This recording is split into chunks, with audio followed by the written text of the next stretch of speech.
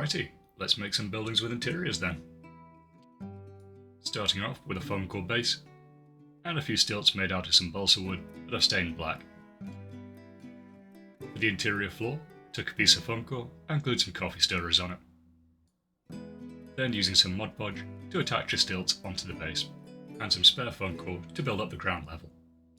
Rather than try and paint the interior when it had been assembled, I pre-painted the corrugated cardboard sheets to look like sheet metal. For the walls, I used foam core, and then made some windows by cutting blocks out of them and attaching some fine mesh.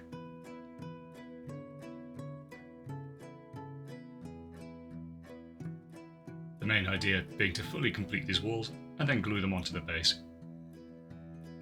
So taking the corrugated steel sheets, which I painted burnt umber and then sponged some metallic paint onto, I cut them to size and glued them onto the wall on both sides. I then alternated the colour by making another sheet, but using a kind of seafoam green as the base instead of brown.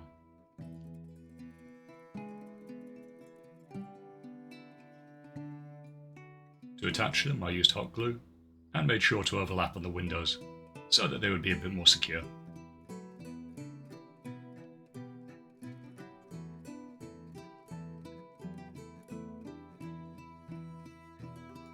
The roof was made out of more foam core and then some more corrugated sheets glued onto the top of it. I then added some more detail by gluing some of the coffee stirrers and overlapping plates of metal onto the top of the roof. These are plain coffee stirrers that I stained with heavily watered down black gesso.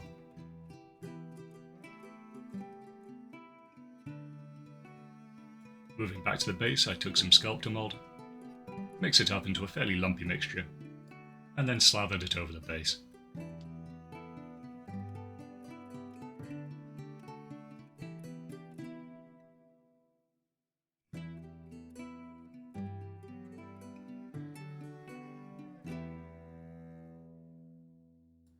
During a dry fit, I realised the base needed a few more visual elements to it, so using the same techniques, I built up a separate block that would sit next to the side wall, and a scaffolding tower that would stand by the back door.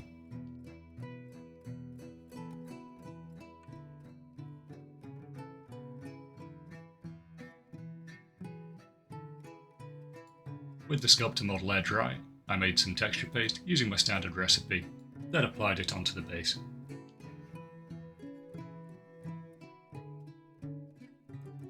Before that had fully dried, I pushed in a few small rocks, and then submerged them slightly by poking them with a tool, which gives them a stronger bond to the paste. Taking some burnt umber, I then applied a base coat, taking care not to go onto the scaffolding or the side building that were already painted.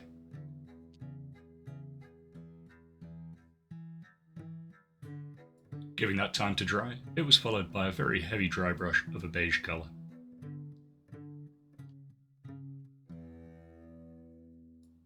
Then it was time to attach the main building. So taking some more Mod Podge, applying it on the top of the stilts, pushing the building onto the base.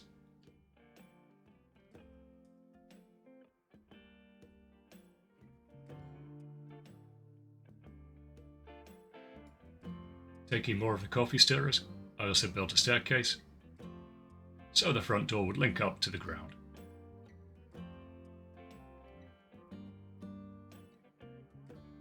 To finish up the metal sections, I added some rust by taking some orange paint and some yellow paint. Then using an old piece of packaging foam as a sponge, I dabbed some paint on top of the existing metallic panels, and covered any of the white edges with metallic paint.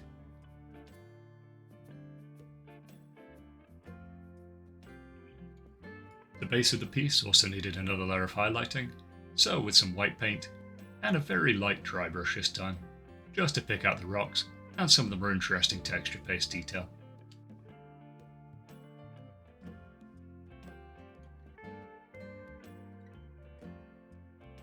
I used Mod Podge to attach the stairs to the door frame, and then wiped off the excess glue using a paper towel.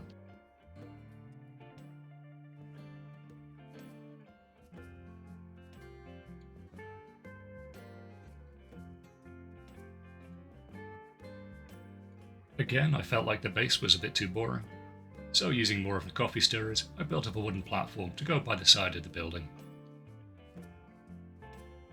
using a few planks to level out the ground first.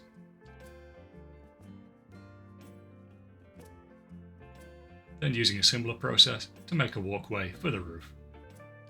This would then sync up to the scaffolding and make it easier to put stuff on top of the building.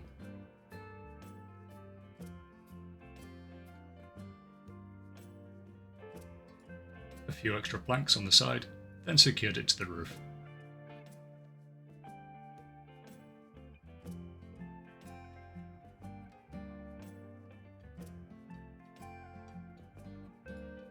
I quickly put together some interior details by making some crate type things by gluing 2 bits of foam core together and then coating the entire thing with coffee stirrers, something I might cover in more detail in a later video. As well as building a door out of a few bits of plastic card and a paper clip bent out of shape and drilled through the door.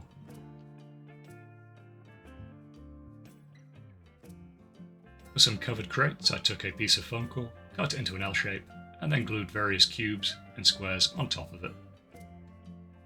Then gluing a few wooden planks around the edge to give the impression of more crate underneath. Then placing it on some plastic and taking some tissue, folding it over and dipping it in a mixture of PVA, water and a bit of acrylic paint.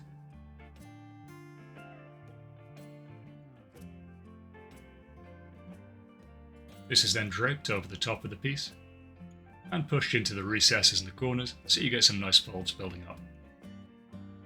And ideally you want to cover all the foam core while only leaving a few bits of the wooden planking visible from underneath.